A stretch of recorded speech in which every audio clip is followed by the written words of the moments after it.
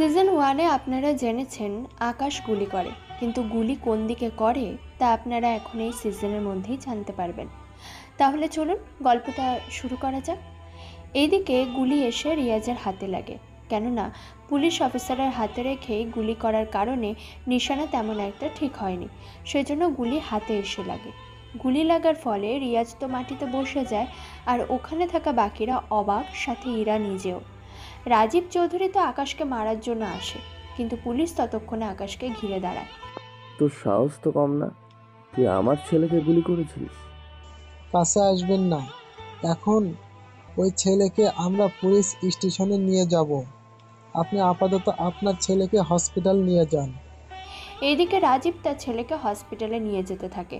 এদিকে অভি আর ওর বাবা তো অবাক হয়ে তাকিয়ে আছে, কেননা আকাশ যে এরকম একটা কাজ করতে পারে তা ওনারা কেউই বুঝতে পারেনি।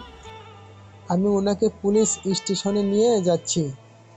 আপনাদের কোনো কিছু বলার থাকলে আমাকে এখানে বলবেন। এইদিকে ইরা ছুটে এসে পুলিশ অফিসারের সামনে এসে দাঁড়ায়। আপনি কে? এভাবে সামনে এসে দাঁড়ালেন কেন? ওকে কি ছেড়ে দেওয়া যায় না?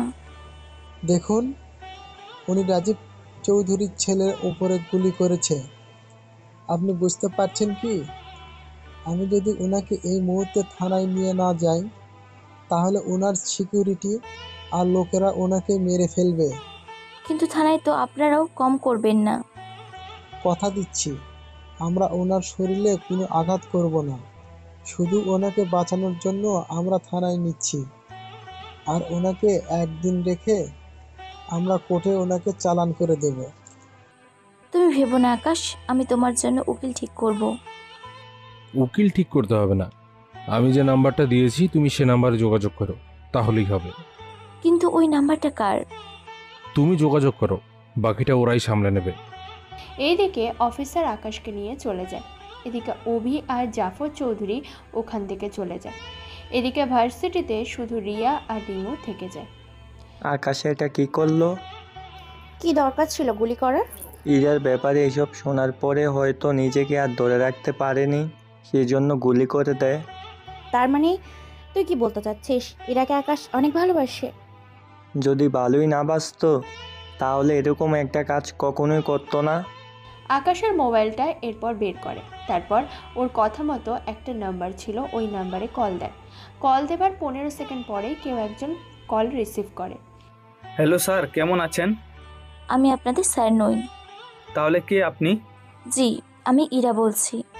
তা তো বুঝলাম, কিন্তু স্যারের মোবাইল আপনার কাছে কি করে এলো? আসলে হয়েছে কি, আপনি নির্দ্বিধায় বলতে পারেন। এরপর ইরা সবটা ওদের বলে। ওরা সবটা শুনে কোন পুলিশ স্টেশনে নিয়ে গেছে? এরপর ইরা বাকি ডিটেলস বলতে থাকে। সবটা শোনার পরে আপনি চিন্তা করবেন না, আপনি বাসায় যান। 10 মিনিটের মধ্যে আমরা স্যারকে পুলিশ স্টেশন থেকে ছাড়িয়ে নিয়ে আপনার বাসায় যেতে বলবো। ওর কিছু হবে না তো? চিন্তা করবেন না, আমরা ওনার কিছু হতে দিব না। এরপর ইরা বাসায় তো চলে যায়।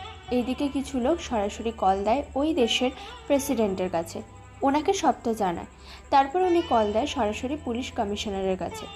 উনি আবার ওই থানায় কল দিয়ে আকাশকে ছেড়ে দেওয়ার জন্য বলে। কিন্তু স্যার, ওনাকে ছেড়ে দিলে তো ওনার প্রাণ চলে যেতে পারে। কথাটা বলা শেষ হতেই কল কেটে দেয়। পুলিশ অফিসারের কিছু করার ছিল না, সেই জন্য উনি আকাশকে ছেড়ে দেয়। ছেড়ে দেওয়ার সময় সাবধানে থাকবেন। রাজীবের লোকেরা কিন্তু মনে হয় থানার বাইরে আছে।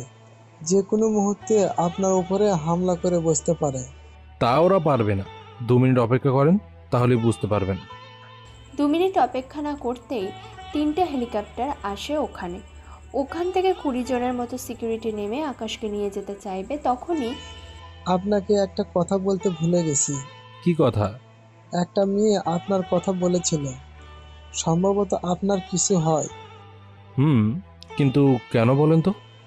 আসলে আপনি লাকি যে ওনার মতো মেয়ে পেয়েছেন। আচ্ছা, চলি তাহলে। এরপর ওখান থেকে বের হয়ে হেলিকপ্টার বসে, তারপর একটা জায়গায় নেমে যায়, আর ওখান থেকে চলে আসে ইরাদের বাসায়। ওখানে এসে দেখে ইরা এখনও কান্না করছে, সেজন্য সামনে দাঁড়িয়ে এই দেখো, চলে এসেছি আমি। আকাশের কথা শুনে ইরা পিছনে তাকায়, দেখা মাত্র জড়িয়ে ধরে কান্না করতে থাকে। আরে কান্না করছো কেন? দেখো আমার কিছুই হয়নি। আমি তো অনেক ভয় পেয়ে গিয়েছিলাম। চিন্তা করো না, এই দেখো আমি আবার ফিরে এসেছি। কিন্তু তুমি আসলে কি করে? পুলিশ তোমাকে এত তাড়াতাড়ি ছেড়ে দিল? সে অনেক কাহিনী। আমি তাহলে এখন চলি, তুমি থাকো এখানে। এখনই আসলে আর এখনই চলে যাবে? যেতে হবে, কিছু কাজ আছে সেজন্য। আচ্ছা, কি দরকার ছিল গুলি করার? তুমি কি জানো না ওদের কত ক্ষমতা? যদি ওরা তোমার ক্ষতি করে দিত তাহলে তোমার কি হতো ভেবে দেখেছো? তোমার কথা বাদে দিলাম, আমার কথা তো একটু ভাবতে পারবে। তোমাকে এভাবে বাজে কথা বলবে আর আমি শুনে বসে থাকবো নাকি? আমি তো চেয়েছিলাম ওকে মেরেই ফেলতে। কত বড় সাহস, তোমাকে খারাপ কথা বলে। তুমি ওকে মারতে আর তুমি জেলে যেতে, তাহলে আমার কি হতো তাকে তুমি ভেবেছো? ওর মতো 10টা রিয়াজকে মারলেও আমার কোনো ক্ষতিও হতো না। আচ্ছা তুমি থাকো, আমি গেলাম। আর নিজের খেয়াল রেখো। আর একটা কথা, আপাতত 6-7 দিন ভার্সিটিতে যেও না। কেন বলো তো? এই ঘটনা নিয়ে অনেক ঝামেলা হবে কয়েকদিন। ঠিক আছে, যাব না, কিন্তু বাসায় একা একা বোর হয়ে যাব তো। ভোর হলে আমাকে কল দিও, আমি চলে আসব। ঠিক আছে, তাই করব। এখন তাহলে আসো। এদিকে আকাশ বের হতে যাবে, তখনই ইরা ওকে ডাক দেয়। এদিকে আসো, একটা কিছু তোমাকে দেওয়ার আছে। কি সেটা? আগে আসো, তারপর দিচ্ছি। সামনে আসলে ইরা আকাশের কপালে একটা চুমু দিয়ে লজ্জা পেয়ে দৌড়ে ওর রুমে চলে যায়। এইদিকে আকাশ ওখান থেকে বের হয়ে আসে। অন্যদিকে রাজীব ওর ছেলেকে নিয়ে হসপিটালে এখনও পড়ে আছে। ডক্টর গুলি বের করে সব ওষুধ লিখে দেয়। সেই জন্য ওই ছেলেকে কোন পুলিশ স্টেশনে নিয়ে গেছে তোরা কি জানিস?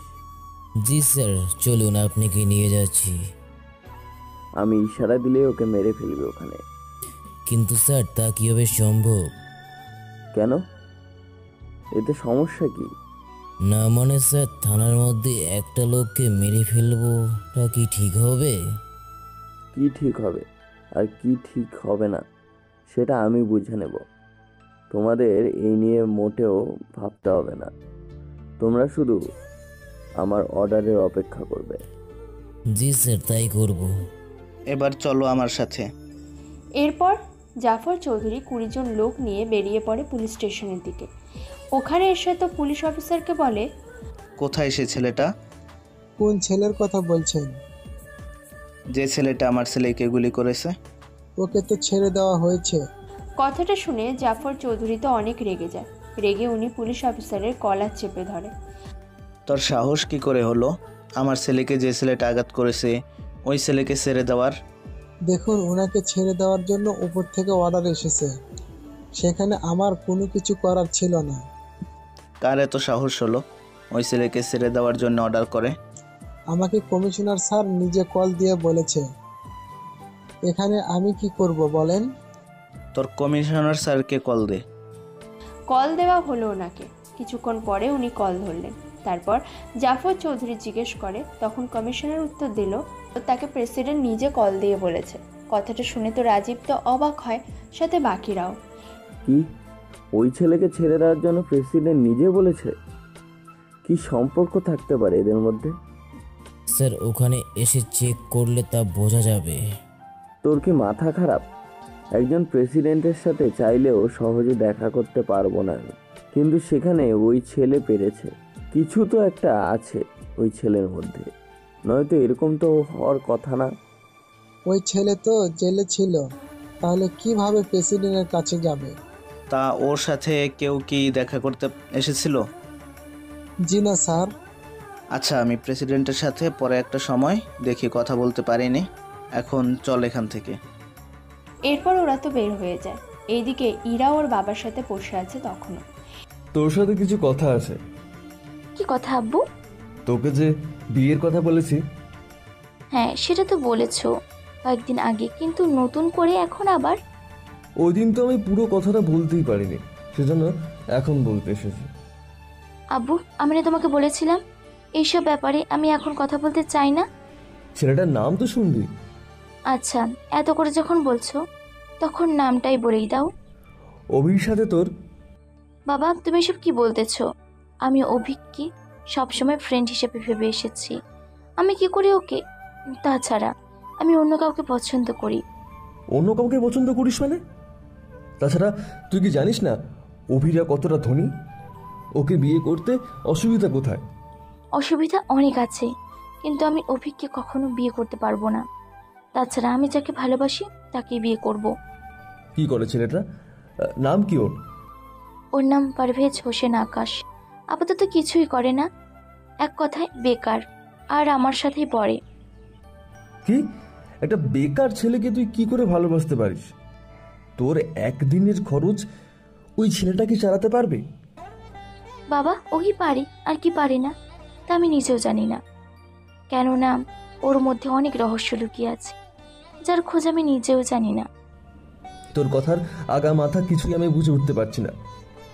তোমাকে এক কথা এতবার বলতে পারবো না, তুমি শুধু এইটুকু শুনে রাখো, আমার জন্য ছেলে দেখা অফ করো, আর আমি যাকে পছন্দ করি তাকেই বিয়ে করব। ঠিক আছে, একদিন ছেলেটাকে নিয়ে আমার কাছে আয়। ওর কি সে সময় হবে?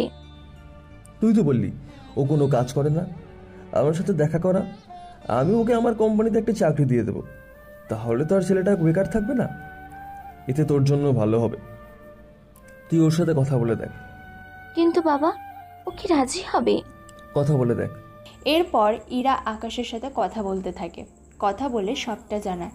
কথা শেষ হলে, সবই তো বুঝলে, এখন বলো তোমার মতামত কি? তুমি যখন বলছো তখন না হয় রাজি হলাম, কিন্তু তোমার বাবার অফিসে যদি থাকি, অনেকে যদি অনেক কথা বলে।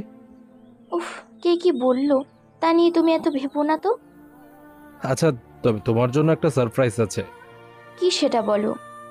সেটা দিতে দিতে আর 10 মাসের মতো লাগবে, ওই দিন না হয় দেব।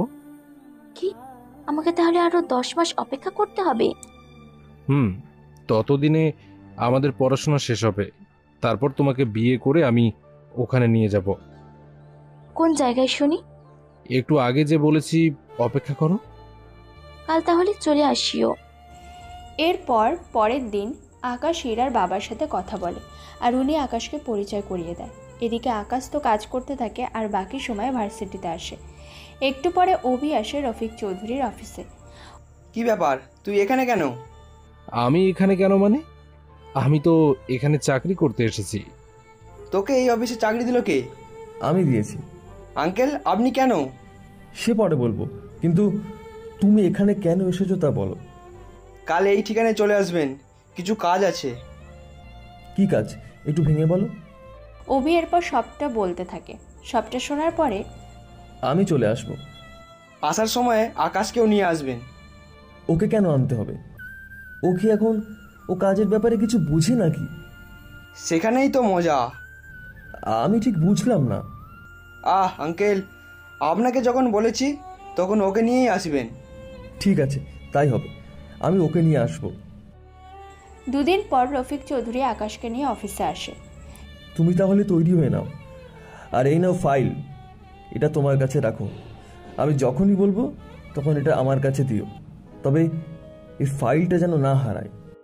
চিন্তা করবেন না, আমি এই ফাইল হারাবো না। কিছুক্ষণ পরে ওনারা ফাইল দিয়ে একটা অফিসে আসে। ওনাদের সাথে আরও অনেকে আসে সেই অফিসে নিজেদের ফাইল জমা দেওয়ার জন্য। অভি তো রফিক চৌধুরীকে দেখে কাছে আসে। কি বুঝতেছেন আঙ্কেল? আমি তো বুঝতেছি না কি করব। রাজীব চৌধুরীর কাছে কি আমরা কখনো জিততে পারবো? কি করব আঙ্কেল, ওনাদের পাওয়ারের কাছে তো আমরা কোনোভাবে পেরে উঠতে পারছি না। এখন কি করা যায়? এখানকার স্যারকে কিছু দিয়ে টেন্ডার আমার দুজনের মধ্যে যদি ভাগ করে নেওয়া যায়। তেমনটা করা ঠিক হবে না। কেন ঠিক হবে না? এটা যদি কোনো কারণে লিক হয় তাহলে আমাদের সারা জীবনের জন্য প্রজেক্ট থেকে বের করে দেওয়া হবে, তার সাথে মান সম্মান তো যাবে চলে। কিন্তু এছাড়া তো আর কোনো উপায় নেই আমাদের। তা জানি, তাহলে আমরা একটা কাজ করি। কি কাজ? আমরা রাজীব চৌধুরীর সাথে কথা বলে দেখি, ওনাকে বলবো উনি যেন এই প্রজেক্ট থেকে সরে দাঁড়ায়। কিন্তু উনি তো রাজি হবে না। একবার কথা বলে তো দেখি, তাছাড়া টেন্ডার জমা দিতে এখনও অনেক সময় বাকি আছে, ততক্ষণে ওনার সাথে কথা বলে দেখি। এত করে যখন বলতেছো তখন চলো। ওনারা দুজন চলে আসে রাজীব চৌধুরীর কাছে। এদিকে আকাশকে হঠাৎ করে ইরা কল দেয়। কি ব্যাপার, তুমি এই সময় কল দিলে? দিয়েছি, একটা দরকারি। কি দরকার বলো? তুমি এখন কি দেখা করতে পারবে আমার সাথে? তুমি কি জানো না আমি এখন বাবার সাথে আছি? জানি, কিন্তু তার চেয়ে বড় একটা কাজ আছে। এখন যদি আমি আসি তাহলে তোমার বাবা আমাকে অনেক কথা শুনিয়ে দেবে। তুমি কি তা চাও? তা আমি চাই না, কিন্তু আমি যে একটা বিপদে পড়েছি। বিপদ মানে কিরকম? আমরা যে রেস্টুরেন্টে খাবার খেতে আসি, ওখানে আমি একটা পুতুল ভেঙে ফেলেছি, আর ওনারা অনেক ডলার দাবি করে। কিন্তু এতগুলো ডলার দিব কি করে তুমি বলো? ম্যানেজারকে ফোনটা দাও। এই নাও, কথা বলো। আমি একে বলছি। জি স্যার, বলুন। আপনি কষ্ট করে আমাকে কল কেন করতে গেলেন? উনি যদি আগেই বলতো আপনি ওনার পরিচিত, তাহলে তো আমি এরকমটা করতাম না। এখন তাহলে ওকে যেতে দাও। জি স্যার, আপনি কথা বলুন ম্যানেজারের সাথে। বলো এখন। আর কোনো চিন্তা নেই, তুমি তাহলে বাসায় যাও এখন। আচ্ছা, যাচ্ছি তাহলে। এদিকে ইরা তো বাসায় যেতে থাকে, এইদিকে আকাশ কথা শেষ করে বসে আছে। তখন আকাশের পরিচিত একজন আসে, তাকে দেখে অবাক হয় কিছুটা। ওই ব্যক্তি আকাশের সামনে এসে, আপনি এখানে? এসেছি একটা কাজে, তুমি এখানে? এরপর ওনারা নিজেদের মধ্যে কথা বলে চলে যায়। এদিকে অভি, রফিক চৌধুরী আর জাফর চৌধুরী এসে রাজীব চৌধুরীর সামনে এসে দাঁড়ায়। কি ব্যাপার, তোমরা এখানে? এসেছি একটা কাজে। জানি আমি, তবে তার বিনিময়ে আমার যে কিছু লাগবে। কি লাগবে আপনার? তোর মেয়েকে লাগবে আমার। তোর কি মাথা ঠিক আছে? আমার মাথা ঠিকই আছে বন্ধু, তবে আমার জন্য, আমার ছেলে রিয়াজের জন্য। আর বর্তমানে ও হসপিটালে আছে। তোর মতো চরিত্রের হয়েছে তোর ছেলে, সেজন্য বাইরে তো মার খাবে, এটাই তো স্বাভাবিক। সেই জন্য তো তোর মেয়ের সাথে আমার ছেলের বিয়ে দিতে চাই। তাহলে তোকে এই প্রজেক্টটা আমি পাইয়ে দেব। তবে হ্যাঁ, আমার ছেলের বউ করে আনবো না।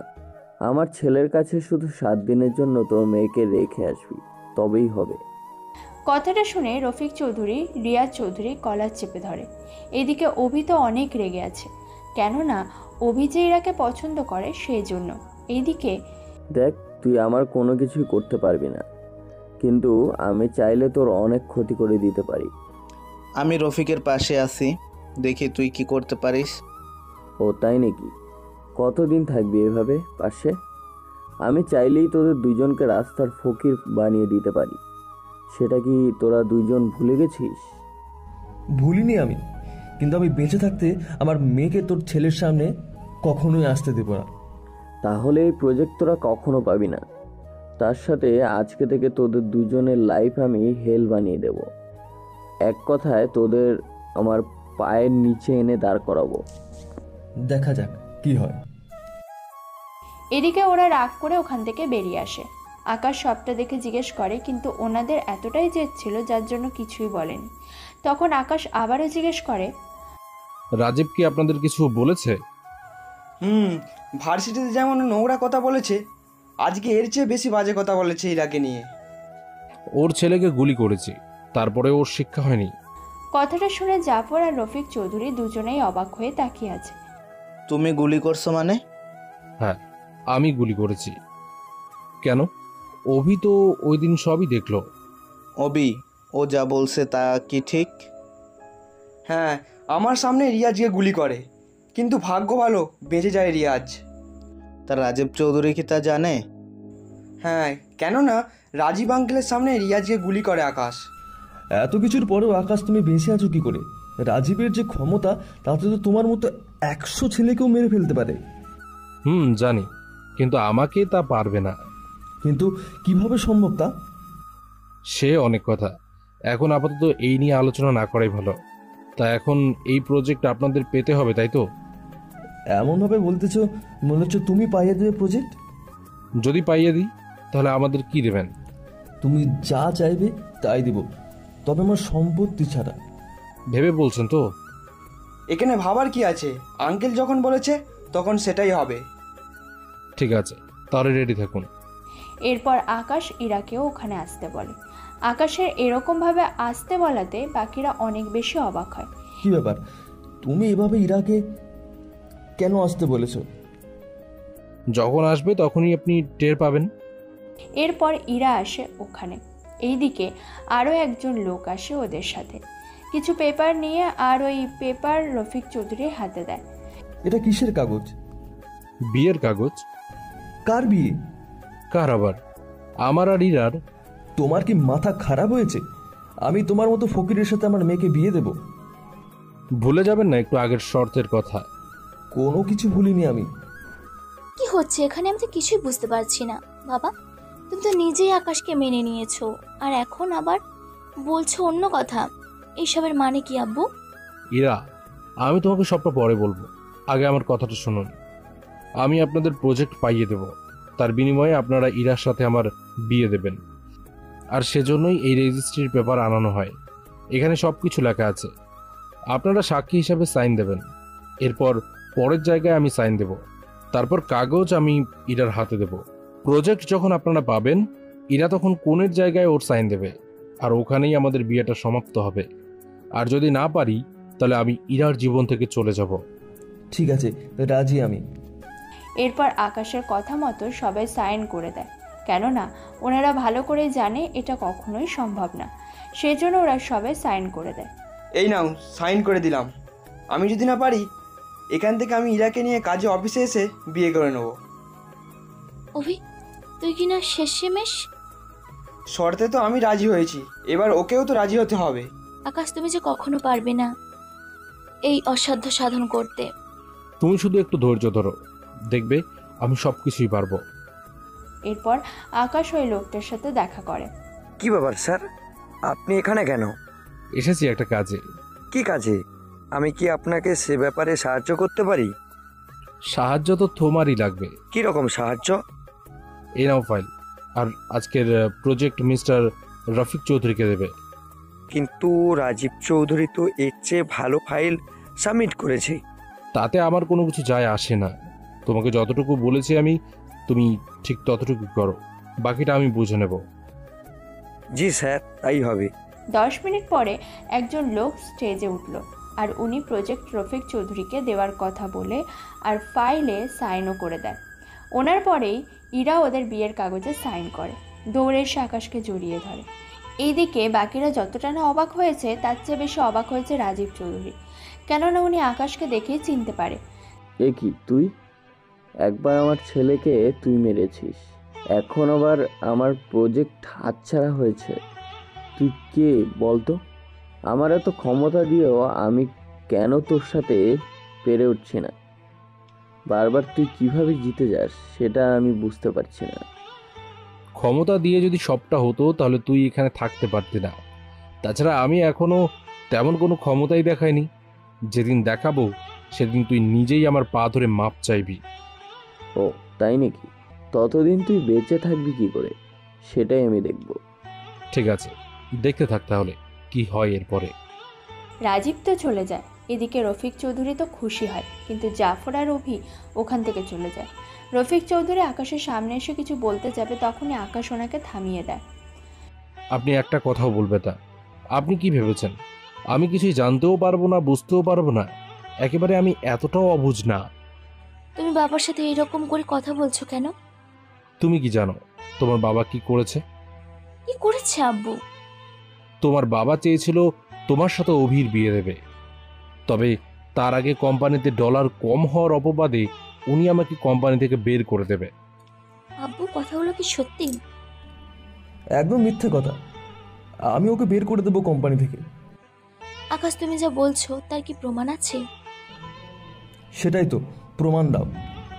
আপনি যদি সত্যিটা না বলেন ইরাকে, আমি এই প্রজেক্ট আবার আপনার কাছ থেকে ছিনিয়ে নেব। সেজন্য ভেবে দেখুন সত্যিটা বলবেন কিনা। একবার যে প্রজেক্ট আমি পেয়েছি সেটা তুমি ছিনিয়ে নেবে কি করে? যে প্রজেক্ট আমি পাইয়ে দিতে পারি, আবার সে প্রজেক্ট আমি ছিনিয়েও নিতেও পারি। কথাটা কি ভুলে গেছেন? তার মানে? জি হ্যাঁ। এখন সত্যি কথা কি আপনি বলবেন নাকি আমি? সবটা বলছি আমি। ইরা, আকাশ যা বলছে সব সত্যি বলছে। তুমি কেন এইসব করলে আমার সাথে? তুমি তো আকাশকে মেনেও নিয়েছো, তাহলে কি হলো হঠাৎ করে যে তোমাকে এতটা পরিবর্তন হতে হলো, যে তুমি ওকে কোম্পানির ডলার হাতিয়ে নেওয়ার অপরাধে কোম্পানি থেকে বের করে দিতে চাইলে? আসলে অভির বাবা আসে আমার অফিসে, আর উনি আমাকে তোর ব্যাপারে জানায়। তার সাথে এটাও বলে আমি যেন অভির সাথে তোর বিয়ে দিই। এরপর তুমি কি বললে? আমি যদি রাজি না হই তাহলে জাফর চৌধুরী আমার সাথে সব রকমের বিজনেস ডিস ক্যান্সেল করে দেবে। তার সাথে এটাও বলেছে আমার সাথে যারা যারা আছে তাদেরকে কোনোভাবেই আমার সাথে থাকতে দেবে না। এক কথায় ওরা আমাকে একা করে দেবে। এখন তুই বল, এছাড়া আমার আর কি করার আছে? বুঝতে পেরেছি, তবে আপনি চিন্তা করবেন না, আমি আপনাকে সব বিপদ থেকে রক্ষা করব, সাথে ওদের শিক্ষা দেব। তাছাড়া আমার আর ইরার যখন বিয়ে হয়ে গেছে তখন আর আপনার কোনো চিন্তা নেই। এখন তো আমাদের কেউ আলাদা করতে পারবে না। তাছাড়া আর একটা কথা, এখন থেকে আপনি সাবধানে থাকবেন, কেননা এখন তো ইরার বিয়ে হয়ে গেছে, সেজন্য অভি আর ওর বাবা নতুন করে অনেক কিছু প্ল্যান করবে। এতক্ষণ হয়তো করেও ফেলেছে। আচ্ছা এখন চলুন আমরা বাসায় যাই। এদিকে ইরা তো বাসায় চলে আসে, অন্যদিকে জাফর আর অভি বসে আছে। অভি তো রাগে একদম ফেটে যাচ্ছে। বাবা, এটা কিভাবে সম্ভব হলো? আমিও তো তাই ভাবছি। রাজীব চৌধুরীর মতো লোক থাকতে সেখানে ইরার বাবা ফেললো প্রজেক্ট। ওই আকাশ ছেলেটার জন্য এই সব কিছু হয়েছে। এত কি ভেবে রেখেছি আমি, ইরাকে তোর সাথে বিয়ে দিয়ে তাদের সব কিছু আমরা লিখে নিব, এরপর আমরাও রাজীব চৌধুরীর মতো হয়ে যাব ধনী। কিন্তু মাঝখান থেকে ওই ছেলেটা এসে সব কিছু বেচতে দিল। এখন আমরা কি করব? একটা কাজ করতে পারি আমরা। কি কাজ বাবা? আমরা রাজীব চৌধুরীর সাথে হাত মিলিয়ে নিতে পারি। এতে আমাদের লাভ কি আব্বু? লাভ যতটা আমাদের হবে ঠিক ততটাই আবার ওদেরও হবে। কিন্তু সেটা কিভাবে সম্ভব? তুই যেমন ইরাকে চাস তেমনই করে রিয়াজও ইরাকে চায়। তুই আর রিয়াজ যদি এক হয়ে যাস তাহলে তোরা দুইজনই ইরাকে পাবি। আব্বু, তোমার মাথা কি গেছে? কত সুন্দর আইডিয়া দিলাম, আর তুই কি না এইসব বলছিস? আমরা দুজন কিভাবে একজনকে বিয়ে করব? তোকে বিয়ে করতে কে বলছে? তাহলে কি করব? ইরাকে বিয়ে করতে তো পারবি না, আর বিয়ে করলেও ওর সম্পত্তি তুই তো পাবি না। কিন্তু ইরাকে যদি কয়েকদিন বিছানায় পেয়ে যাস তাহলে কেমন হয়? তাহলে তো ভালোই হয়, কিন্তু ইরা কি রাজি হবে? ইরা তো রাজি হবে না, কিন্তু ওর বাবার পরিস্থিতি দেখে ঠিকই রাজি হবে। সেটা কিভাবে? এখন তোকে ভাবতে হবে না, আগে আমরা রাজীব চৌধুরীর সাথে এক হই, তারপর আমরা বাকিটা নিয়ে সামনে এগোবো। ঠিক আছে, তাই হবে। এইদিকে ইরা বাসায় এসে আকাশের পাশে বসে আছে। অন্যদিকে রিমু আর রিয়া কল দিয়ে আজকের এই প্রজেক্ট পেয়েছে, সেই জন্য ট্রিট দেওয়ার জন্য ইরাকে কল দেয়। দোস্ত, ট্রিট কিন্তু দিতেই হবে। তা আজকে দিব নাকি কাল দিলেও চলবে? ঠিক আছে, কাল দিলেও চলবে। এদিকে ইরা পরে আকাশকে সবটা জানায়। সবটা শোনার পরে, তা আমাকে নেবে তো সাথে করে? তুমি না এলে বিল দেবে কে শুনি? সবকিছু হলো তোমাদের, আর বিল দেবো আমি? এটা কেমন কথা? এই অনেক কথাই আছে যা তোমাকে জানতে হবে না, এখন ঘুমাও। আমি না হয় ঘুমাবো, কিন্তু তুমি কি করবে? আমি বসে বসে মশা মারবো। আমি ঘুম থেকে উঠে সে মশা গুনে নেব।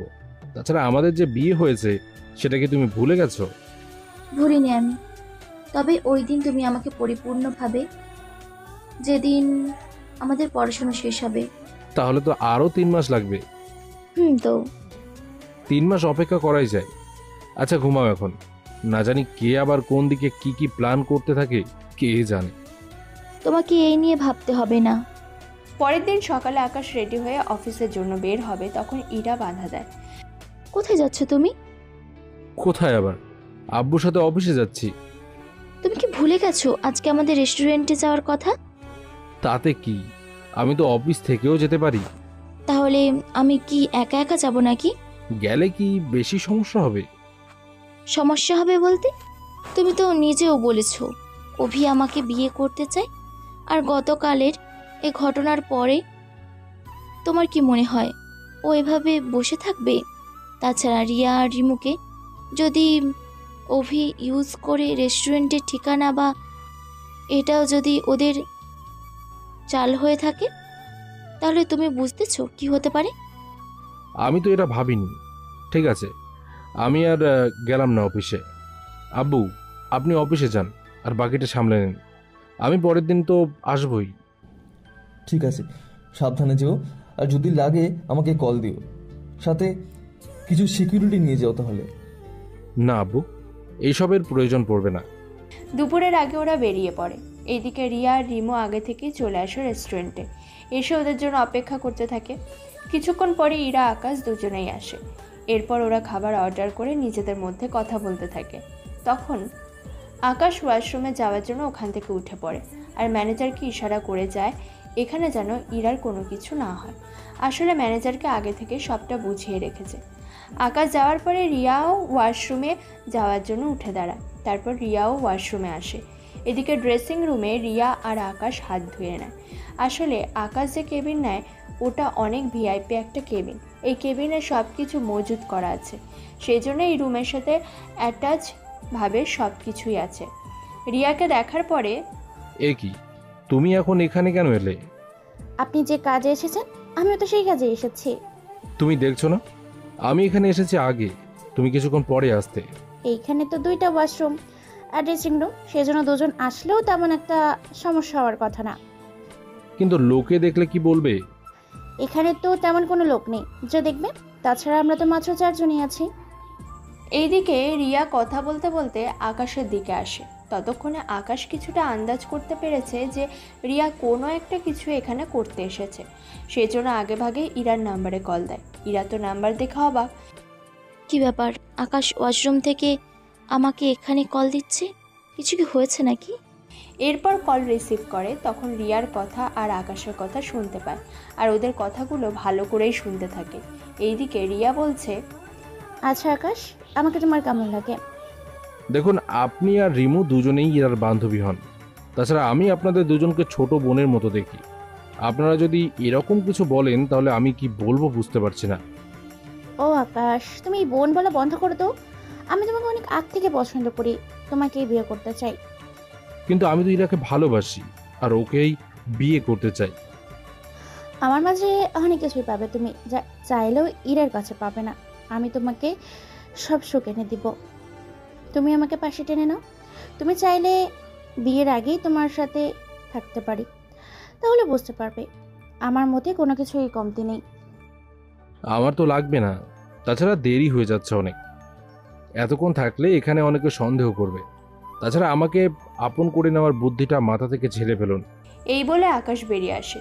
ইরাকে দেখতে পেয়ে কল কেটে দেয়। এদিকে ইরা আকাশের দিকে তাকে একটা মুচকি হাসি দেয়।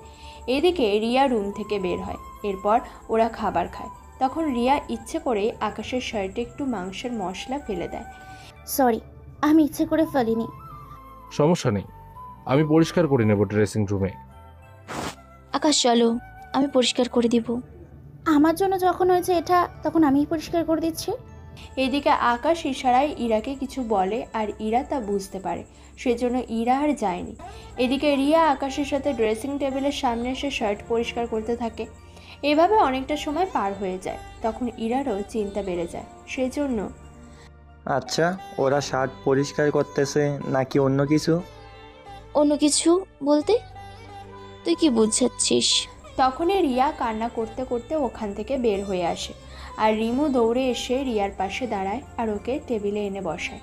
কি হয়েছে রিয়া, তুই এভাবে কান্না কেন করছিস? রিয়া তো এখনও কান্না করেই যাচ্ছে। এদিকে আকাশও বের হয়, তবে এখানে এরকম কিছু যে হবে তা বুঝতে পারেনি। একটু পরে, আরে কান্না না করে ভিতরে কি হয়েছে বলবি তো? কি আর হবে, আকাশ ওর সাথে হয়তো খারাপ কিছু করার চেষ্টা করেছে, সেজন্য ও এরকমভাবে কান্না করতেছে। আশ্চর্য, আমি কেন ওর সাথে খারাপ কিছু করতে যাব? তাহলে কি ও এমনি এমনি কান্না করতেছে নাকি? করতেও তো পারে। তুমি চুপ করো, আমরা রিয়ার মুখ থেকে শুনি কি হয়েছে ভেতরে। আচ্ছা রিয়া, বল তো কি হয়েছে ভেতরে যে তোকে এইভাবে কান্না করতে হচ্ছে?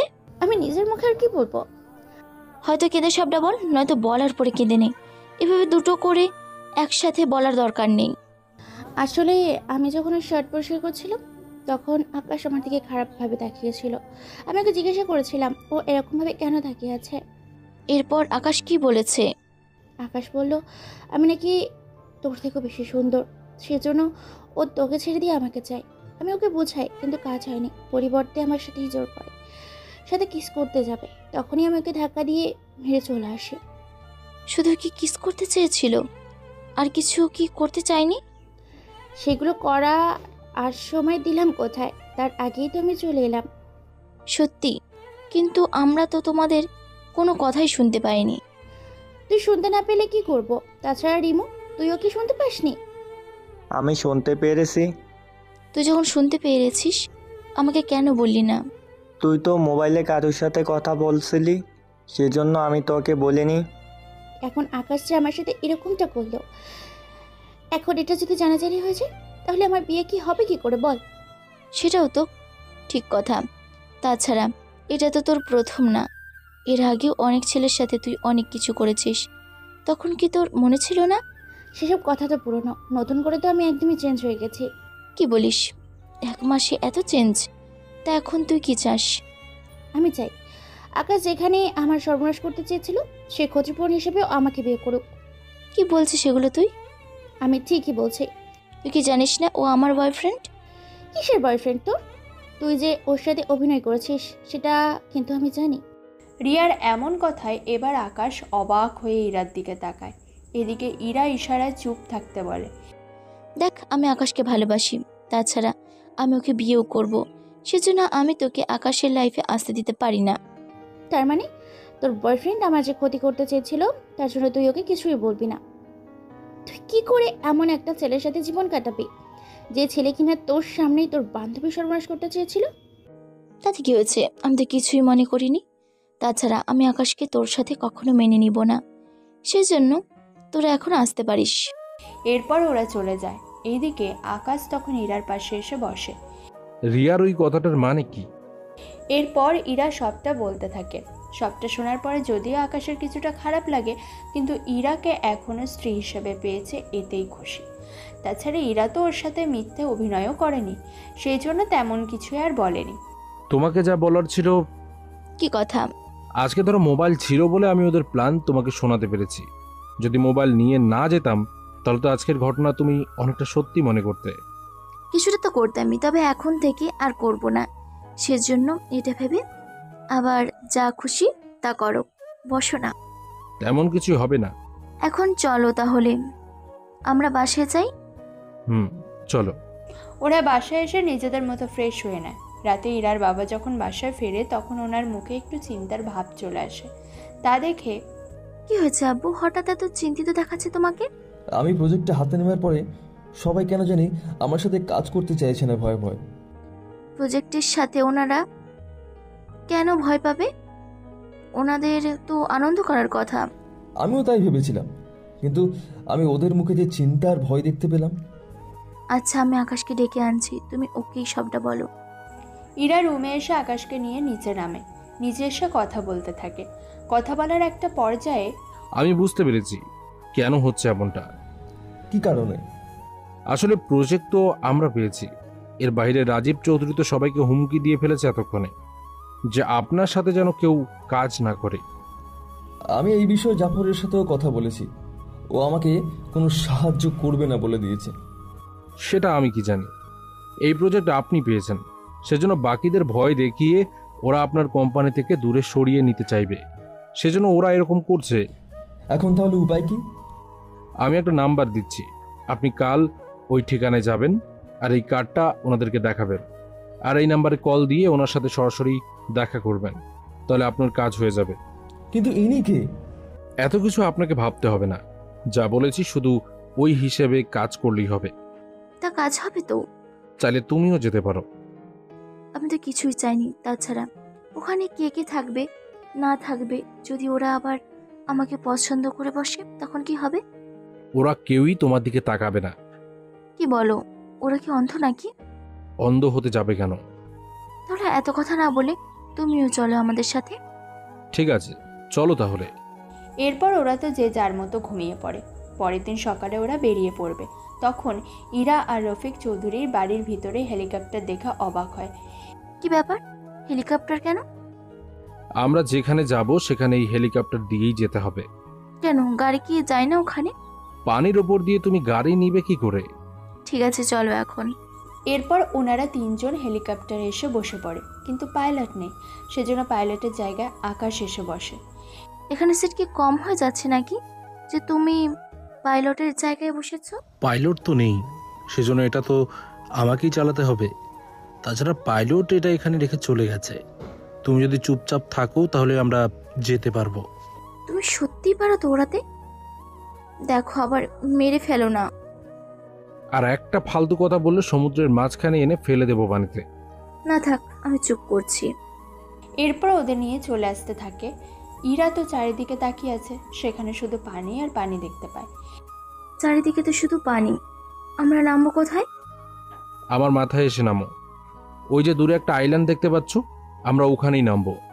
এদিকে ওরা কাছাকাছি আসলে কেউ একজন ওদের দিকে মিসাইল তাক করে, সেজন্য আকাশ নিজের পরিচয় দিলে ওরা মিসাইল অফ করে, দরজা খুলে দেয়। এরপর ওরা ভিতরে হেলিকপ্টার ল্যান্ড করে। এরপর এক এক করে নামে। এদিকে ইরা তো হেলিকপ্টার থেকে নেমেই অবাক হয়ে যায়, কেননা এত সুন্দর বাড়ি ইরা এর আগে আর কখনোই দেখেনি, সেজন্য অবাক হয়ে তাকিয়ে থাকে। এখনই এত অবাক হলে ভেতরে এসে তো আরো অবাক হবে। এখানে থাকে কি? কে আর থাকবে, আমি থাকি এখানে। মজা করো না তো, এত সিকিউরিটি কেন এখানে? এখানে যেন কেউ এসে হামলা না করতে পারে, তাছাড়া বাকিটা পরে জানতে পারবে। এখন চলো ভিতরে যাই, আর যার সাথে কথা বলতে এসেছি তার সাথে কথা বলে নিই। হ্যাঁ চলো তাহলে। এরপর ওনারা ভিতরে আসে। ভিতরে এসে ইরা অনেকগুলো সিকিউরিটি দেখতে পায়। তার উপর বাড়ির ভিতরে দৃশ্য দেখে ইরা তো আরো বেশি অবাক হয়, সেই জন্য ওরা বারান্দায় চলে আসে। এটা তো দেখে বাড়ি মনে হচ্ছে না। কেন, কোনো কিছুর কমতি আছে নাকি? একেবারে সবকিছু পারফেক্ট, শুধু কিছু ফুল থাকলে সুন্দর হতো। কোন দিকটায় লাগাবো ফুল গাছ? আশ্চর্য, তুমি কেন লাগাতে যাবে? যার বাড়ি তারই যদি পছন্দ না হয় তাহলে আর জেনে কি হবে শুনি? তোমাকে এত কিছু ভাবতে হবে না, তুমি শুধু এটা বলো কোন দিকটায় ফুল গাছ লাগাবো। এই যে এই দিকটায় কিছু বড় বড় ফুল গাছ লাগাবে, আর এই দিকে ছোট ছোট।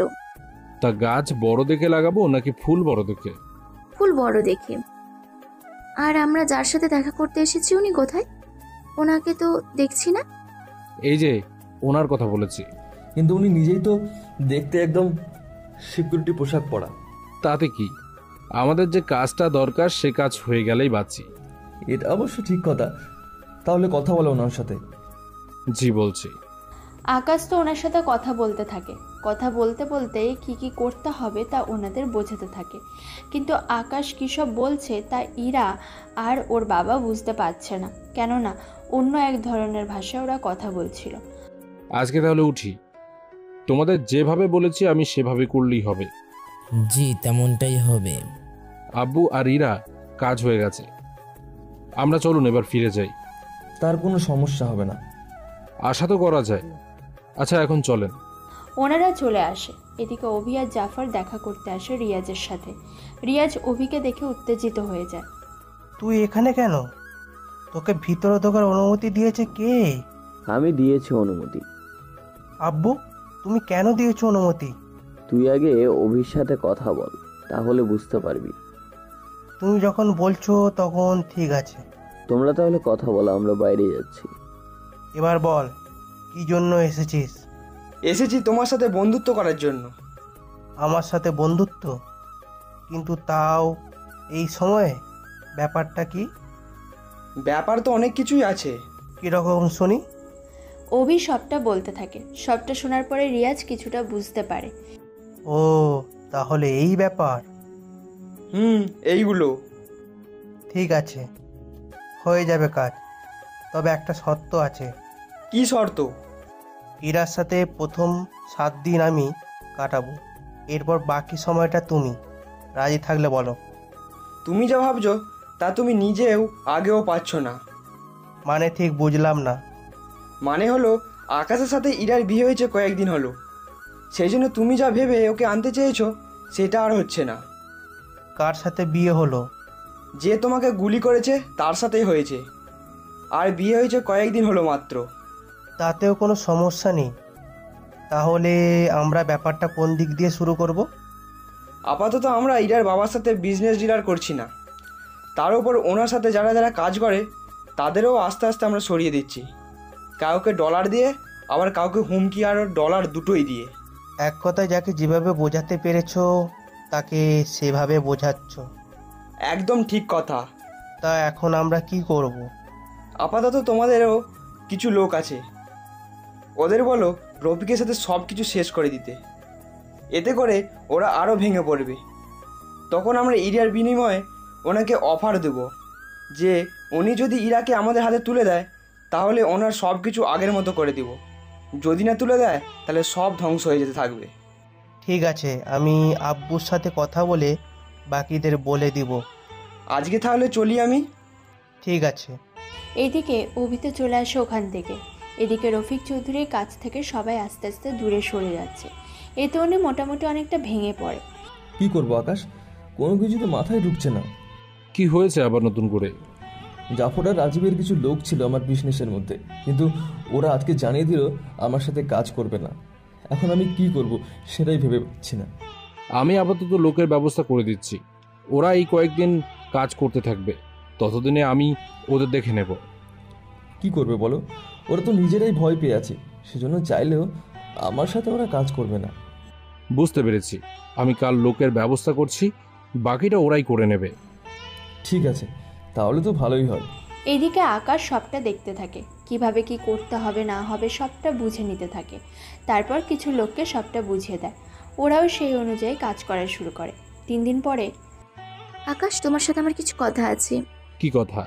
1 মাস পরেই তো আমাদের পরীক্ষা। আমি তো ভুলে গিয়েছিলাম। তা এখন তো মনে পড়লো, সেজন্যই তুমি আজকে থেকে অফিসে আর যাবে না। একসাথে তুমি পরীক্ষা শেষ করে তারপর যাবে। আব্বু ততদিনে এই প্রজেক্ট একা একা যে কখনো সামলাতে পারবে না। অবশ্যই পারবে, তাহলে যখন তোমার প্রয়োজন পড়বে তুমি তখন এসে কাজটা করে দিবে। সেটা না হয় করে দিলাম, কিন্তু রিয়াজ আর অভি যদি পরীক্ষার সময়ে কোনো ক্ষতি করার চেষ্টা করে? তুমি তো আছো ওদের মারার জন্য। আমি কি একা পারবো? অবশ্যই পারবে, তাছাড়া আমাদেরও তো সিকিউরিটি আছে, ওরা তো মোকাবিলা করতে পারবে। তাছাড়া যদি সিকিউরিটি কম হয়ে যায় তাহলে আমরা আরও কিছু সিকিউরিটি ভাড়া করে নিব। তোমার মাথায় তো দেখি অনেক বুদ্ধি, তা এত বুদ্ধি নিয়ে ঘুমাও কিভাবে? আমার মাথায় তো ছোটকাল থেকেই বুদ্ধি অনেক, তা তুমি এত লেট করে হলেও বুঝতে পারলে। তুমি কি জানো না, পরীক্ষার সময় সিকিউরিটি শুধুমাত্র গেটের বাইরে থাকবে, ওরা কোনোভাবেই ভিতরে আসতে পারবে না। সেজন্য তখন তো আমরা একা হয়ে যাব। তাই তো, আমরা তো মাত্র 2 জন, আর ওরা রকি, রনি, অভি, রিয়াজ, রিমু, রিয়া, এই নিয়ে ওরা 6 জন। তবে রিয়াজের তো পরীক্ষা নেই, সেজন্য ও তো ভিতরে আসতে পারবে না। কিন্তু গেটে থাকবে ওরা। তাহলে তখন কোনো না কোনো উপায় খুঁজে বের করতেই হবে। সেটা তো লাগবেই, আর তোমাকে তা নিয়ে চিন্তা করতে হবে না। আমি সিকিউরিটি ঠিক করে ফেলেছি, ওরা কালকেই চলে আসবে। তার সাথে আমাদের পুরোপুরি ওরা সিকিউরিটি দেবে। যাক, তাহলে তো ভালোই। অনেক ভালো। এখন তাহলে পড়াশোনা শুরু করে দাও। চলো তাহলে দুজনে একসাথে পড়তে থাকি। ওরা তো পড়তে চলে যায়। 1 মাস পরে ওদের পরীক্ষা শুরু হতে থাকে। এদিকে আকাশের কথা মতো 30 জন সিকিউরিটি আনা হয়, যাদের হাতে রয়েছে সবচেয়ে দামি অস্ত্র। এক একটা অস্ত্র দেখলে যে কেউ ভয় পাবে। এইদিকে 50 জন সিকিউরিটি নিয়ে ইরা আকাশ বের হয় পরীক্ষা দেওয়ার জন্য। ওদের সাথে 6টা গাড়ি বের হলো। অন্যদিকে অভি আর রিয়াজ মিলে প্রায় 90 জন সিকিউরিটি নিয়ে বের হয় রাস্তার মধ্যে। আচ্ছা, আমি তো ভিতরে যেতে পারবো না, তাহলে আমি আকাশকে সাহায্য করব কি করি? ভেতরে তো আমি আছি আর এরাও আছে, তাছাড়া বাইরে তো তুমি নিজেও আছো। কোনো কিছু হলে ওদের বের হতে দিও না। তুমি কোনো চিন্তা করো না, আমি তো ওদেরকে কোনোভাবে বাইরে যেতে দেবো না। তুমি শুধু ভিতরের দিকটা দেখো। চিন্তা করো না, আমি সামলে নেব ভেতরের সব দিকটা। চলো তাহলে আমরা যেতে থাকি। এরপর ওরা যে যার মতো করে কথা বলতে থাকে। ওরা 6 জন নিজেদের প্ল্যান বলতে থাকে, কিভাবে কি করবে, কোন দিক দিয়ে কিভাবে কি করতে পারবে, সবটা প্ল্যান করে রাখে। একে একে ওরা চলে আসে ভার্সিটিতে। এদিকে আকাশ এখনও ভার্সিটিতে এসে পৌঁছায়নি, সেই জন্য আমি তাহলে ওদের নিয়ে ভেতরে যাচ্ছি। ভিতরের সব দায়িত্ব আমার। হ্যাঁ, এখানকার দায়িত্বগুলো তুমি বুঝে নাও। এই বলে বলে ওরা তো ভিতরে চলে যায়। এইদিকে আকাশ সবটা জানতে পারে, কেননা ওখানে আকাশ আগে থেকে লোক রেখেছিল, যে কিনা সব কথা আকাশকে জানালো। এদিকে রিয়াজ তো প্রস্তুতি নিল। এদিকে ভার্সিটির সামনে একে একে 6টা গাড়ি থামলো। গাড়ির ভিতরে থাকা সিকিউরিটিগুলোকে দেখে কিছুটা অবাক হয় ওরা। কি ব্যাপার, এই সিকিউরিটিগুলো এখানে কি করে? কেন স্যার, কি হয়েছে? আপনি কি ওনাদের চিনেন? চিনি তো আমি, ওরা তো একে সিকিউরিটির মতো লাগছে, তার উপর ওনার লোগোও আছে, কিন্তু এই সিকিউরিটিগুলো এখানে কেন তা ভাবছি আমি। আচ্ছা, অপেক্ষা করি, দেখি কি হয়। সেই জন্য কাউকে নামার প্রয়োজন নেই, দেখি কি হয়। এরপর আকাশের সাথে থাকা সিকিউরিটিগুলো নামতে থাকে এক এক করে। ওরা পুরো জায়গায় ছড়িয়ে পড়ে সবটা ঠিক আছে কিনা তা জানার জন্য। একটু পরে, স্যার সব কিছু ঠিক আছে, আপনি এবার নামতে পারেন। তোমরা সাবধানে থেকো, কেননা ওদেরও সিকিউরিটি আছে।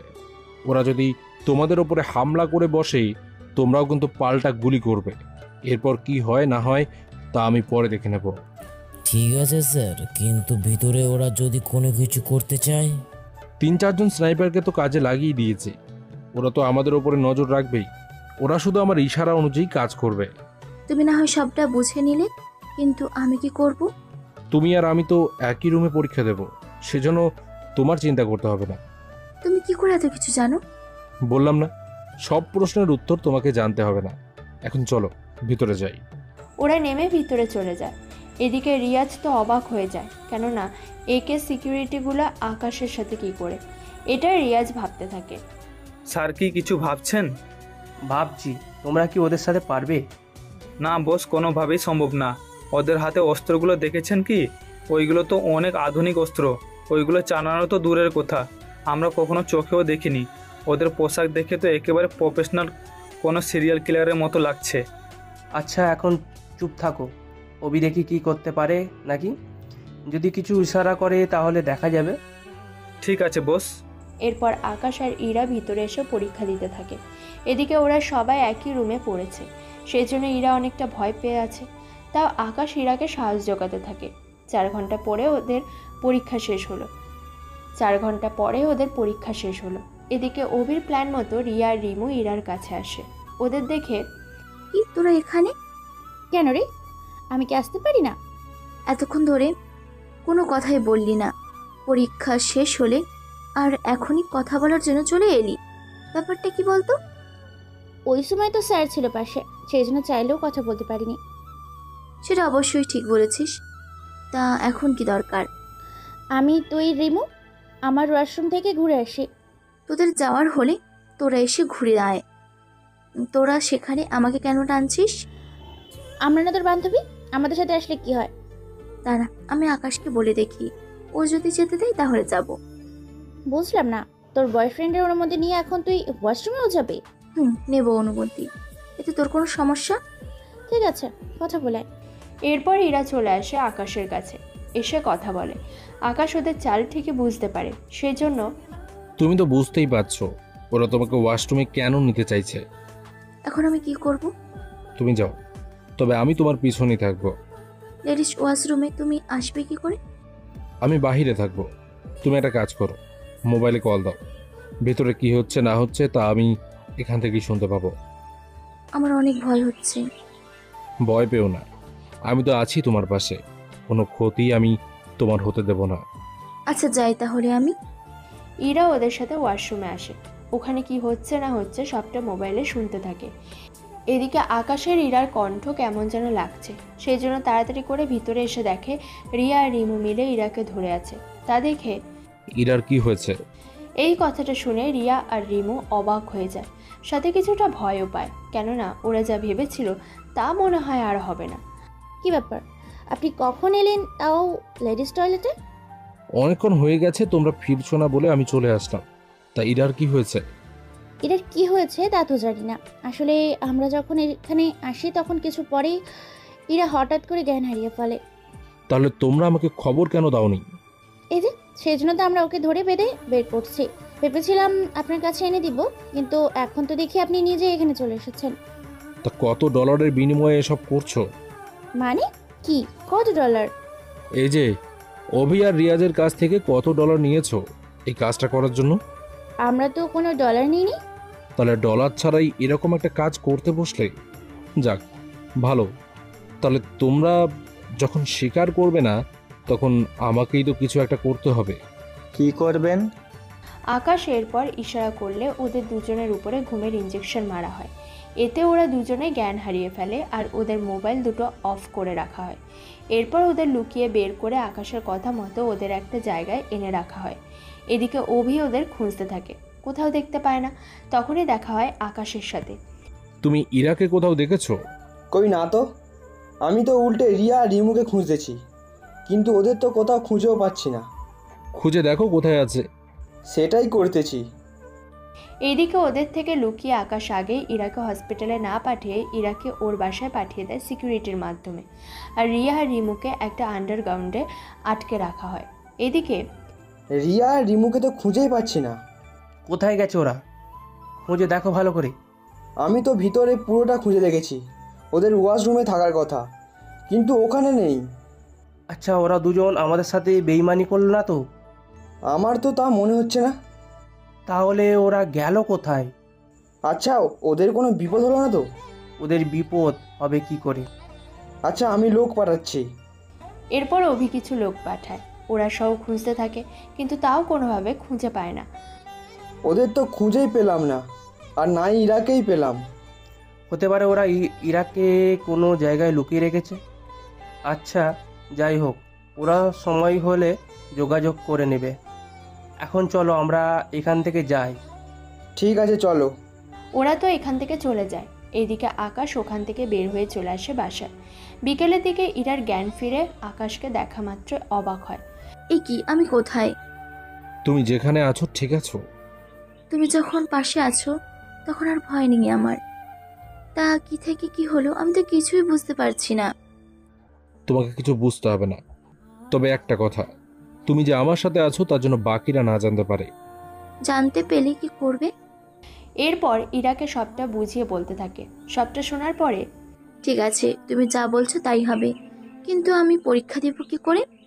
পরীক্ষা তো হবে আরও 7 দিন পরে, ততদিনে একটা ব্যবস্থা আমি করে নেব। তুমি তাহলে এখন ফ্রেশ হয়ে খাবার খেয়ে নাও, আমি ততক্ষণে কিছু কাজ করে আসি। কোথায় যাবে তুমি? তা ওই সন্ধ্যের দিকে? কিছু কাজ আছে, কাজটা আমি শেষ করে আসি, ততক্ষণে তুমি এখানে থাকো। ঠিক আছে, সাবধানে থাকো আর তাড়াতাড়ি ফিরে আসিও। ঠিক আছে, যাই তাহলে। এরপর ওখান থেকে বের হয়ে চলে আসে অভির কাছে।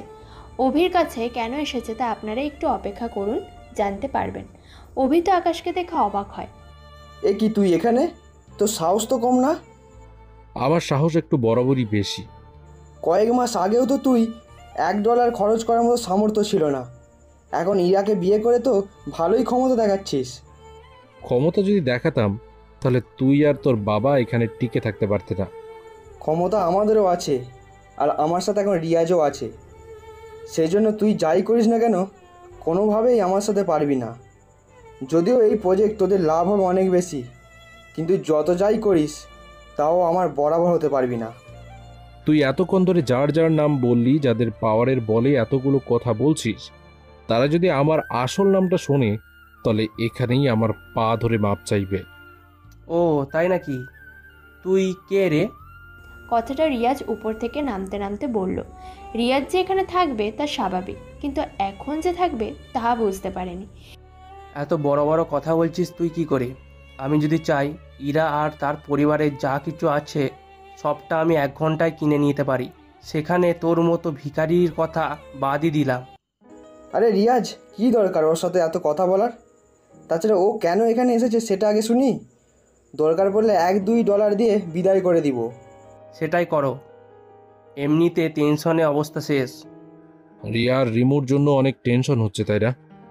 এই কথাটা শুনে ওরা কিছুটা অবাক হয়, কেননা আকাশ ওদের ব্যাপারে বলছে, সেই জন্য বেশি অবাক হয়। তুই কি করে বুঝলি? কারণ ওদের তো আমি কিডন্যাপ করেছি। তো সাহস হলো কি করে ওদের কিডন্যাপ করার? তোরা যে সাহসে কিডন্যাপ করেছিস আমিও সেই সাহসেই করেছি। তাছাড়া তোদের যে কথাটা বলার জন্য এসেছি, আজকে থেকে তোদের আমি পথে বসাতে থাকবো আস্তে আস্তে। তোদের কোন ব্যাংকে কত ডলার ঋণ আছে তার সবই আমি জানি। তো ব্যাংক আমাদের কোনো কিছুই করবে না। মাত্র 1 মাস অপেক্ষা কর, তাহলে দেখবি কি হয়। তা 1 মাস পর্যন্ত তুই বেঁচে কি থাকবি? আমাকে মারার মতো অবস্থা তোদের হয়নি। তোর বাবাকে এই কাগজটা দিবি, তাহলে বাকিটা উনি নিজেই বুঝে নেবে। ভেতরে পড়ে দেখতে হবে না। অভির বাবাকে দিবি, উনি যখন পড়বে তখন পড়ে নিস। আর হ্যাঁ, রিয়া আর রিমু যেখানে আছে ভালোই আছে।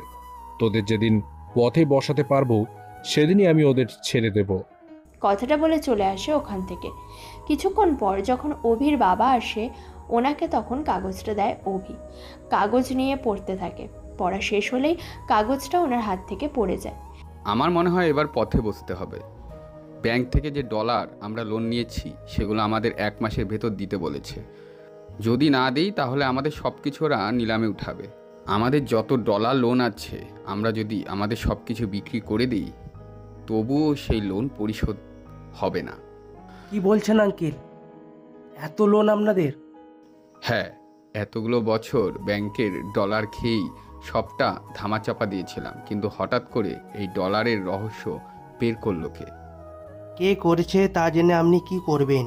এখন লোন পরিশোধ করার ব্যবস্থা করেন। আমি তাহলে চলি এখন। রিয়াজ তো চলে আসে।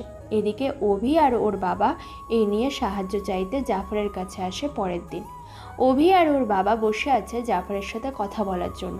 জাফর চৌধুরী আসার পরে রাজীব চৌধুরীকে সবটা বলতে থাকে। দেখুন, আপনাদের যা কিছু আছে তা এই মুহূর্তে আমি যে কিনে নেব, এতগুলো ডলার আমার হাতে নেই। তাছাড়া আপনাদের সম্পত্তির থেকে লোনের পরিমাণ অনেক বেশি। এখন তুমি যদি আমাদের সাহায্য না করো তাহলে আমরা যে পথে বসবো। এটা আমি কি করব? আমার তো কিছু করার নেই। তোমাকে সাহায্য করতে গিয়ে আমি নিজেই তো পথের ফকির হতে পারবো না। এদিকে অভিও অনেক আকুতি মিনতি করে, কিন্তু তাতেও কোনো কাজ হয়নি। রাজীব চৌধুরী ওদের বাসা থেকে বের করে দিয়েছে। ওরা যখন বের হতে যাবে তখন কেউ একজন এসে সেম একটা কাগজ রিয়াজের হাতে দেয়। এটা কিসের কাগজ? আমাদের যে কাগজটা দেওয়া হয়েছে এটা আর ওটা সে তো একই কাগজ। কি ব্যাংক থেকে কোনো নোটিশ আসেনি তো? রিয়াজ খুলে পড়তে থাকে আর ওদেরও সেমভাবে একটা নোটিশ দেওয়া হয়েছে। নোটিশে ওদেরও সেম অনেকগুলো লোন করা আছে। যাক বাবা, যতটুকু লোন আছে তা আমি পরিশোধ করে দিতে পারবো। সত্যি বলছো আব্বু? তবে একটা সমস্যা। কি সমস্যা আব্বু? আমরা লোন তো পরিশোধ করব, কিন্তু আমাদের সব খরচ দিয়ে এই বাড়িটা থাকবে। কি বলছো? তাহলে আমরা এত গরিব হয়ে গেলাম?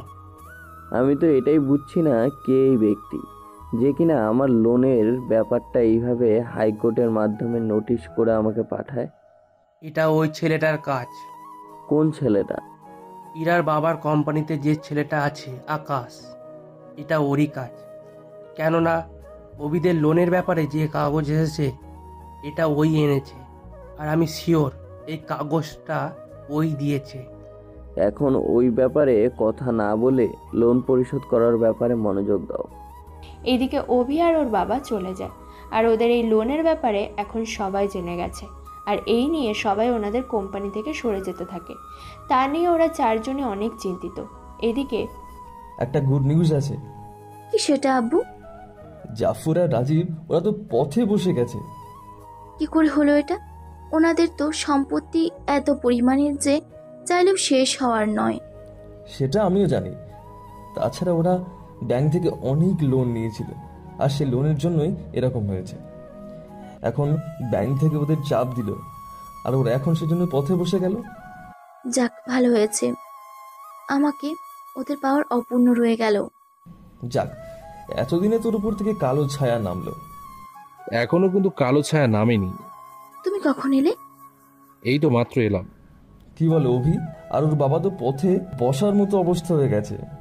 কিন্তু রাজীব আর রিয়াজ ওনাদের কিন্তু আজও পথে বসাতে হবে না, কেননা ওদের যা কিছু আছে সবটা দিয়ে ব্যাংকের লোন পরিশোধ করার পরেও ওদের কাছে বাড়িটা থেকে যাবে। এতে করে ওদের তারপরও কিছুটা পাওয়ার তো থাকবেই। এখন তাহলে উপায় কি? উপায় তো বের করতেই হবে। আমরা যে প্রজেক্ট পেয়েছি এটা যদি আমরা উঠাতে পারি তাহলে অনেক মুনাফা হবে আমাদের। তাছাড়া ওদের সাথে যারা এত বছর কাজ করছে তাদের আমরা নিজেদের দিকে টেনে আনবো। তা করে কি ঠিক হবে? ওরা যদি আমাদের ধোঁকা দিয়ে বসে? আমরা তো ওদের সরাসরি আর কোম্পানিতে এনে রাখবো না। তাহলে রাখবো কেন কাজে?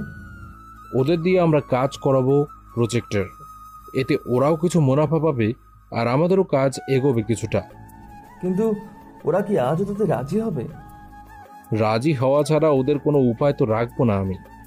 ঠিক আছে, আমি তোমার হাতে সবটা তুলে দিলাম, তুমি যেভাবে ইচ্ছা হয় চালাও। তাছাড়া কি কিছু কি বলবেন?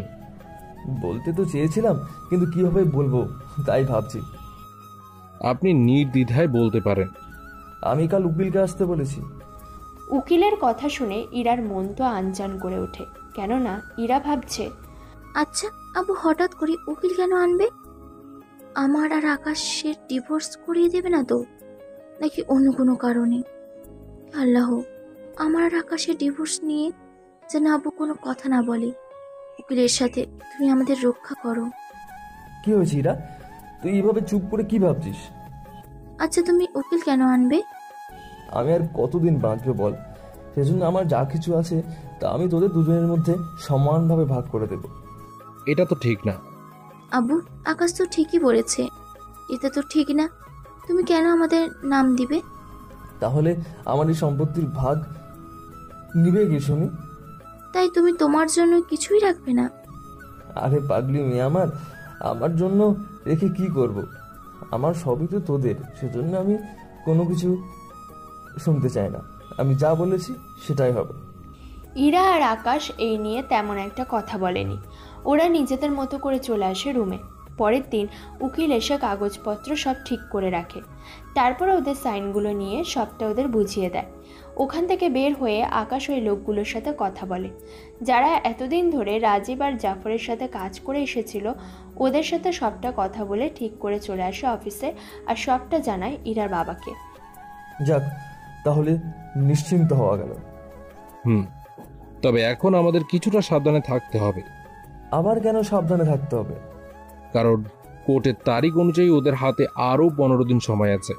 সেজন্য এই 15 দিনে ওরা অনেক কিছু করে ফেলতে পারে। আমি কি সিকিউরিটি আরো বাড়ি দিয়ে আসবো বাসায়? তার প্রয়োজন হবে না, আমি যেসব সিকিউরিটি রেখেছি ওরাই যথেষ্ট। ঠিক আছে, তুমি তাহলে এখন বাসায় যাও। ইরা বাসায় একা একা আছে। এরপর আকাশ তো চলে আসে, তবে বাসায় যাওয়ার পথে রিয়া আর রিমুকে ছেড়ে দেয়, তবে একটা শর্তে। কি শর্ত? এখান থেকে বের হওয়ার জন্য আমরা যে কোনো শর্তে রাজি আছি। তোমরা রিয়াজ আর অভির কাছে যাবে, ওদের কি কি প্ল্যান তা আমাকে জানাবে। তবে তার আগে একটা ইনজেকশন তোমাদেরকে দিচ্ছি। কিসের ইনজেকশন? আগে ইনজেকশন দেই, তারপরে বলছি।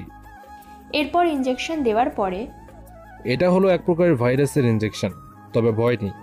এই ভাইরাস 5 দিন পর তোমাদের শরীরে আক্রমণ করা শুরু করবে। তোমরা ওদের প্ল্যান আমাকে জানাবে। যদি সত্যি তোমরা ওদের প্ল্যান আমাকে জানাও, আমি তোমাদেরকে এর অ্যান্টিডোট দেব, তাহলে তোমাদের কিছুই হবে না। সত্যি দিবে তো? আমি তোমাদের মতো বেঈমান না, যদি মারার হতো তোমাদের অনেক আগেই আমি মেরে ফেলতাম। ঠিক আছে, তোমার কথা মতো আমরা কাজ করে দিব। এইদিকে ওরা ছাড়া পেয়ে রিয়াজ আর অভির সাথে যোগাযোগ করে, তবে ওদের মিথ্যে বলে কথা বলে, কেননা ওরা যদি সত্যিটা জানতে পারে তাহলে তো উল্টো ওদেরই মেরে ফেলবে। 3 দিন পরে রিয়া আর রিমু আসে আকাশের সাথে দেখা করার জন্য। ইরা তো ওদের দেখে অবাক হয়ে যায়। এ কি তোরা এখানে? এসেছি আকাশের সাথে দেখা করতে, ওকে কিছু বলার ছিল। কি কথা? রিয়া কিছু বলতে যাবে, ওখানে আকাশ চলে আসে। এসেই, কিছু কি জানতে পেরেছো? হ্যাঁ, তাহলে বলে ফেলো। এরপর ওরা সবটা বলতে থাকে। সবটা শুনে ওদের অ্যান্টিডট দিয়ে দেয়। সবে মাত্র একটা দিলাম, 2 দিন পর আরেকটা দিলেই কাজ শেষ। তোমরা এখন আসতে পারো, তবে ওরা যা প্ল্যান করেছে সে প্ল্যানে তোমরা কিন্তু আসতে যেও না। আমি আসবো না? ঠিক আছে, যাও তাহলে। এই নাও দ্বিতীয় ডোজ, এটা ঠিক 2 দিন পরে লাগিয়ে নিও। তবে ওদের যদি তোমরা কিছু বলেছো তাহলে কিন্তু তোমাদের আর বাঁচতে দেব না। এইদিকে দিন যেতে থাকে। আজকে কোর্টের দেওয়া তারিখ থেকে একটা দিন এখনও বাকি আছে। সেজন্য আকাশ আর ইরার বাবা যখন বাইরে যায় তখন অভি আর রিয়াজ এসে ইরাকে তুলে নিয়ে আসে। এই খবরটা আকাশ জানতো, সেজন্য ইরাকে আগে থেকে সবটা বুঝিয়ে দিয়েছে। বাসা থেকে বের করার পরেই আকাশ সবটা বুঝতে পারে, কেননা সবটা ছিল ওর নিজেরই প্ল্যান। 1 ঘন্টা ধরে ওদের ফলো করতে থাকে। এরপর ওরা একটা নির্জন দ্বীপে এসে পৌঁছায়। এদিকে ওরা ইরাকে এনে একটা রুমে রাখে। ওই জায়গায় রয়েছে সব সিকিউরিটি, যেন বাইরের কেউ না আসতে পারে। একটু পরে, আগে আমি খেলবো নাকি তুমি? আগেই তো কথা হয়েছে, আমি আগে খেলবো। এইদিকে ওরা দুজনেই ইরার দিকে এগোতে থাকে, কিন্তু ইরা একটুও ভয় পাচ্ছে না, সেই জন্য ওরা একটু বেশি অবাক হয়। তোর কি ভয় লাগছে না? ইরা কোনো কিছু না বলে মুখ থেকে মাস্কটা সরায়। আসলে এটা ইরা নয়, অন্য একটা মেয়ের মুখে ইরার মুখের মতোই একটা মাস্ক বসানো হয়। তা দেখে ওরা অবাক হয়। এরপর মেয়েটি মোবাইল এগিয়ে দেয় ওদের দিকে। ওরা মোবাইল হাতে নিয়ে, কে বলছিস তুই? আর এই মেয়েটা কে? আমি ইরার হাজব্যান্ড। তোরা যাকে ইরা ভেবে তুলে এনেছিস, আমি ওকে তোদের জন্য এনেছি। আসলে ওই মেয়ের পরিচয় দিয়ে কাজ নেই তোদের। তোদের প্ল্যান আমি আগেই জানতে পেরেছি, সেজন্য আমি নিজে থেকে আগেই প্রস্তুতি নিয়েছি। এত বড় ধোঁকা! আর 5 মিনিট অপেক্ষা করো। 5 মিনিট পরে আকাশ ওর সিকিউরিটি নিয়ে আসে। এরপর একে একে যাকে সামনে পায় তাকেই মারতে থাকে। ওদের মারতে মারতে ওই রুমে আসে, যেই রুমে ওরা সবাই আছে। আকাশকে দেখে ওরা অবাক হয়। এই মেয়ে, তোমার কাজ শেষ, তুমি এখন যেতে পারো। আর এদের আমি দেখছি। তুই এখানে তো এসেছিস, কিন্তু বেঁচে তো ফিরতে পারবি না। কে মারবে আমাকে? কেন, আশেপাশে কি দেখতে পাচ্ছিস না আমার সিকিউরিটিগুলোকে? দেখছি। তবে এবার তুইও তাকিয়ে দেখতে থাক। এবার ওরা তাকিয়ে দেখে ওদের যত বডিগার্ড আছে সবার দিকে বন্দুক তাক করে রেখেছে। এতে তো ওরা বিচলিত হয়, আর বডিগার্ডগুলোকে দেখে ওরা তো আরও বেশি অবাক হয়, কেননা প্রতিটা বডিগার্ডের পোশাকে একে লেখা ছিল। একে বডিগার্ড এখানে কেন? এই একেটা আবার কে? উনি হচ্ছে এই শহরের সবচেয়ে ধনী ব্যক্তি। ওনার এত ক্ষমতা যে উনি আমাদের 4-5 বার কিনে ফেলতে পারবে। তাহলে ওনার বডিগার্ডগুলো এখানে কেন? আমি নিজেও তো বুঝতে পারছি না। তোদের সবটা পরিষ্কার করে দিচ্ছি, আমি হচ্ছি একে। কথাটা শুনে বাকিরা তো অবাক হয়। এদিকে বাকিদের মধ্যে অনেকেই মানতে পারছে না কিভাবে কি হলো এখানে, কেননা যেখানে এতটাই গরিব ছিল আকাশ, যে নিজের খাবার পর্যন্ত কিনে খাওয়ার মতো ডলার ওর কাছে ছিল না, সেখানে আজকে এইরকম ওর অবস্থা হলো। তুই কিভাবে এত বড় লোক হলি? সে প্রশ্নের উত্তর আমি তোদের দিতে বাধ্য নই। এখন আমি তোদের 4 জনকেই মেরে ফেলবো। প্লিজ আমাদের মেরো না। তোদের বাঁচিয়ে রেখে কি লাভ বল? তোরা এক একটা ইরাকে নিয়ে যে ভাবে বাজে চিন্তা করেছিস, সে হারে তোদের ক্ষমা তো কখনোই করা সম্ভব না। প্লিজ আমাকে মাফ করে দাও। তোদের জানে মারবো না, কিন্তু তোদের আমি পুলিশের হাতে তুলে দেব, আর তোদের যাবজ্জীবন কারাদণ্ডের ব্যবস্থা করব। এর থেকে তো মরে যাওয়াই অনেক ভালো। তোদের একসাথে না মেরে এইভাবে তিলে তিলে মেরে ফেলবো। এরপর সিকিউরিটি দিয়ে ওদের জেলে পাঠিয়ে দেয়, আর ওখান থেকে আকাশ চলে আসে ইরার কাছে। আকাশকে এরকম অবস্থা দেখে, কি ব্যাপার, এত চিন্তিত কেন? আর কোনো ভয় নেই, আমাদের আর কোনো শত্রু নেই বেঁচে। কেন, অভি আর রিয়াজ? ওদের তো ঋণের দায়ে ধরে নিয়ে গেছে। যাক বাবা, বাঁচলাম। এইদিকে ওদের পরীক্ষা হতে থাকে। 1 মাস পর পরীক্ষা শেষ হয়। তারপর আকাশ ইরাকে নিয়ে চলে আসে, সাথে রফিক চৌধুরীও ছিল। ওনাদের নিয়ে সেই বাড়িটা এসেছে, যে বাড়িটা ইরা আর ওর বাবাকে নিয়ে আকাশ আরও একবার এসেছিল। কিন্তু ইরার চোখে কাপড় বাঁধা ছিল বলে ইরা তো কোনো কিছুই দেখতে পাচ্ছে না। এবার ওনাদের ভিতরে আনে, তারপর আকাশ ওর রুমে এনে ইরার চোখের বাঁধন খুলে দেয়। এতে তো ইরা অবাক হয়ে জিজ্ঞেস করে, ওয়াও, এত কিউট কিউট ছবি, এখানে কেন? আর এটা কার বাসা? এটা আমারই বাসা, আর আমরা আজ থেকে এখানেই থাকবো। তোমার বাসা মানে? এরপর আকাশ ইরাকে সব সত্যি বলতে থাকে, আর সাথে একটা বই দেয়, এতে সবটা লেখা আছে। এরপর ইরার বাবাও সবটা জানতে পারে, আর আকাশকে চিনতেও পারে, কেননা উনিও আকাশের ছদ্মনাম শুনেছে অনেকবার, কিন্তু দেখা হয়নি। তাহলে তুমি কি সেই একে? শুধু একে না আব্বু, আর এই ইনস্টা মিলিয়নার হচ্ছে আমার একমাত্র জামাই। প্রিয় শ্রোতা বন্ধুরা, আমাদের আজকের গল্পটি এখানেই শেষ হচ্ছে। আপনাদের গল্পটি কেমন লাগলো অবশ্যই কমেন্ট করে জানাবেন।